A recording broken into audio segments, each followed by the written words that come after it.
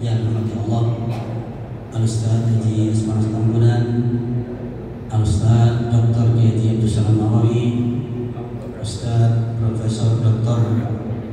Haji Mustafa Halim Effendi, segenap para penasehat, para pengurus dan semua jamaah Masjid rahimahullah. Pertama, kita bersyukur hari ini kita memperingati milad Masjid ke-30.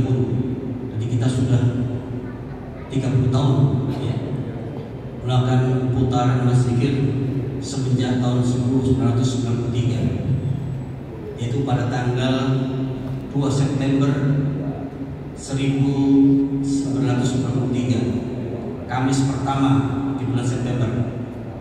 Saat itu adalah dari kalender Hijriah, adalah bulan Maulid, ya, bulan Rabiul Awal, hari Kamis juga pada tanggal 15 Rabiul Awal. Seninnya sebelumnya tanggal 12 Rabiul Awal bulan Nabi.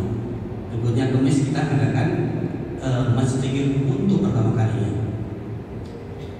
Sebelum Masjid Zikir didirikan, IRIM ini masih berdiri dan seperti sekarang. Pada tahun 1988, berarti salah mas-mas ini ya, sebelum sini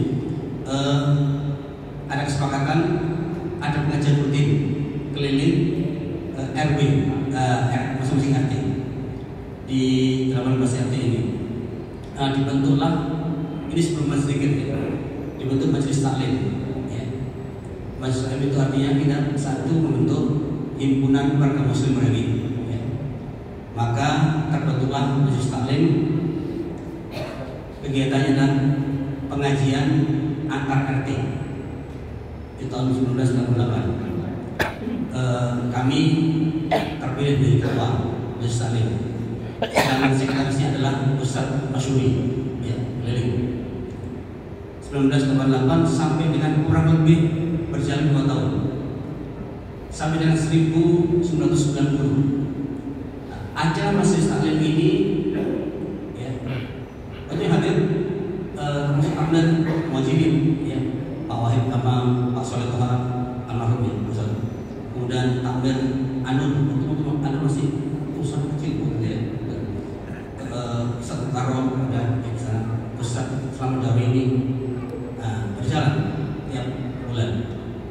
Acaranya antara lain setelah pembukaan ya, acara singkat, kemudian membaca surah Yasin ya, surah Yasin bersama-sama. Setelah surah Yasin bersama-sama baru ceramah. Ceramah ini kita hadirkan dari luar ya, berjalan kurang lebih sampai tahun 1990 ya.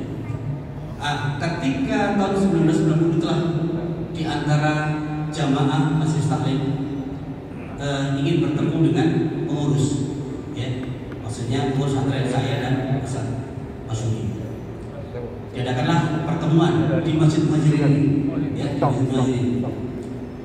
Ternyata anggota itu ada 2 orang, kan tidak perlu sebut namanya ya, 2 orang mengusulkan pada pengurus majelis taklim, bagaimana kira-kira seandainya pengajian rutin bulan itu tidak pakai baca surat Yasin. Nah, itu oleh Rahmi. Bagaimana seandainya pengajiannya tanpa baca surat Yasin? Terus acaranya gimana? Jadi Ustaz, pembukaan oleh panitia, oleh MC, kemudian qiraah ya, qiraah. Setelah qiraah sambutan pengurus, setelah itu baru ceramah dan luar.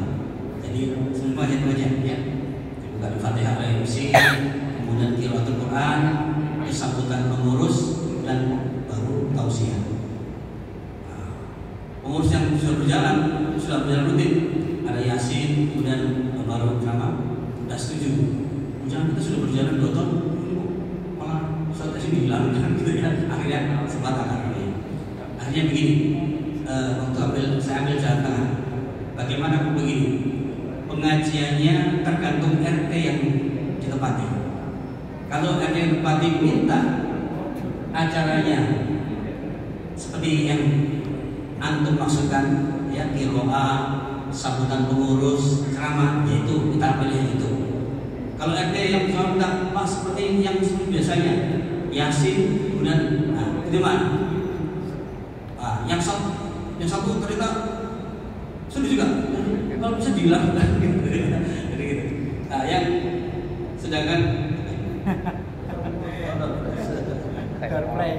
sedangkan yang pengurus berjalan, ada yang kecil juga. Ini sudah pernah tampil, jangan bilangkan. Ya.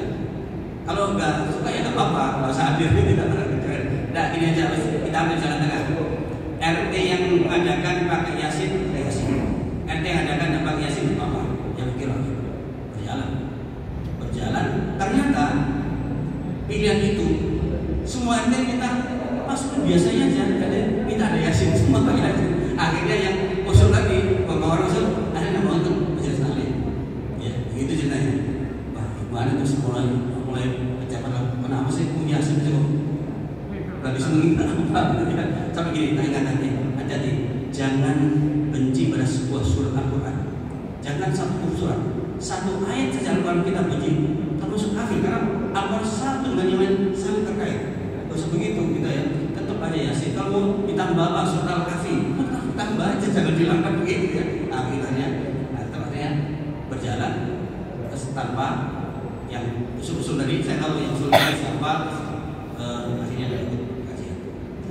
Akhirnya ketika di atas tahun 90 ada usulan waktu dari Pak Supra Amar Soleh, Ustaz gini aja Ustaz, nggak usah yang jelas saja Ustaz.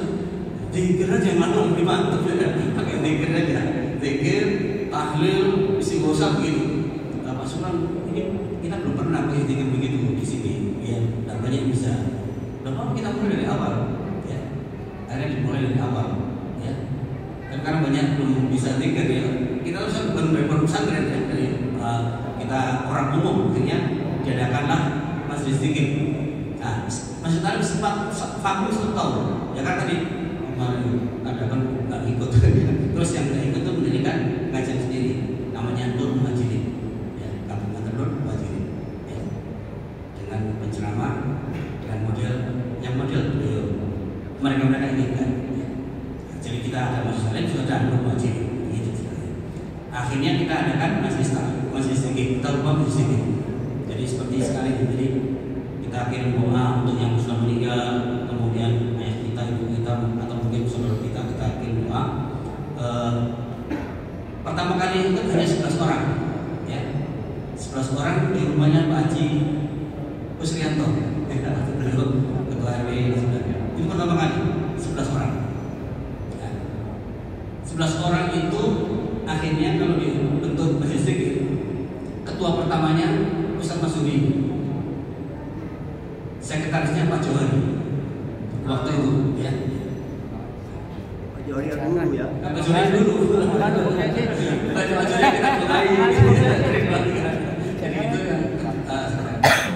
Jadi majelis pertama kali diadakan di rumah Pak Haji Ahmad Kusrianto. 11 orang. 11 orang itu pertama kali pembinanya adalah Kiai Haji Sidik, ya, Kiai Sidik. Kemudian Ustaz Tabunan, saya, ini bertiga pembina.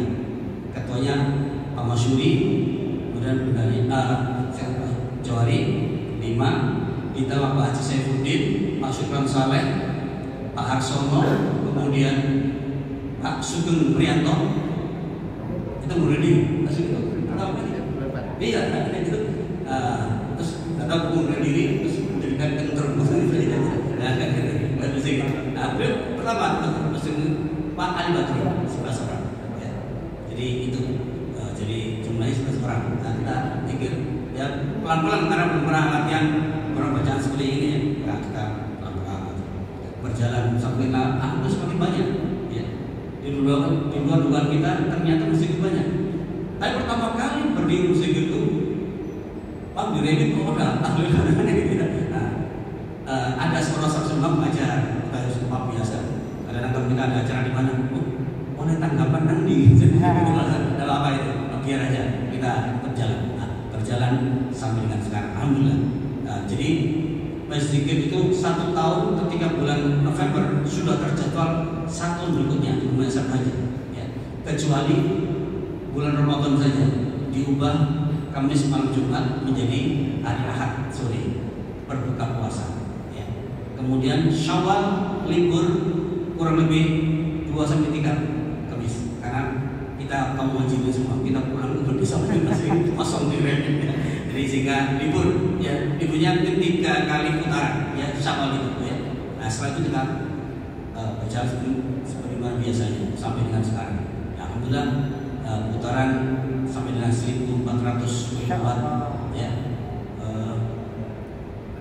Itu ada putaran rutin yang malam Jumat saja. Putaran ketika ada tahlil bulan Syawal juga itu berhitung ya menjadi 5000 putaran, ya. Nah itu kita itu putaran Kamis malam Jumat plus hari Ahad Ramadan, ya. Itu yang 1400. Jadi untuk kalender Masehi kita berdiri sudah 30 tahun, ya. Untuk kalender Hijriah karena setiap 30 tahun sekali tambah 1 berarti sudah 31 tahun. Jadi kita berdiri pada tanggal 15 Rabiul Awal 1414 Hijriah ditambah 31 menjadi 1445 Hijriah. Jadi setiap 30 tahun sekali menjadi 1. Jadi Rasulullah itu wafat pada usia 61 untuk kalender Masehi, ya. Rasulullah lahir tahun 1517 Masehi, wafat beliau jadi dalam tarikh, ya, wafat 632 berarti 61. Kalau Hijriah kita berdua usia beliau ketika berusia 63 tahun dari sisi kalender Hijriah. Alhamdulillah kita sudah berjalan 30 tahun untuk kalender Masehi. Kalau Hijriah kita sudah berusia 31 tahun, ya. Jadi setiap tahun 30 tahun tambah 1 karena apa? Kalender Hijriah itu setiap tahun maju sudah sehingga pas 30 kali 11 341 tahun, jadi tambah 1 tahun. Mudah-mudahan, ya, kami harapkan sebagai pembina Masjid sekarang pembinanya banyak, ya. Waktu ada tambah Ustaz Ator toh ini beliau telah mendorong kita, ya. Ada Ustaz Salam, ada adik saya itu, ya. Sekarang sudah keluar dapat order keluar ya. Akhirnya kita berjalan insya Allah dengan baik. Sekali lagi harapan kami ke depan kita tidak usah khawatir dengan kritikan-kritikan.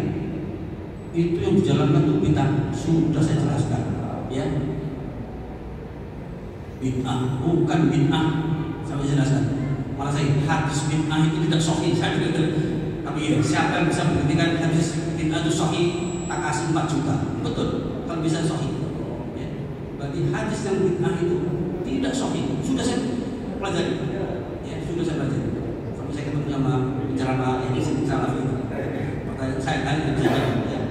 Dan saya punya keluarga yang kuliah mengenai hadis di Madinah, doktor. Saya diskusi, iya misalnya bertanya, apakah itu sahih?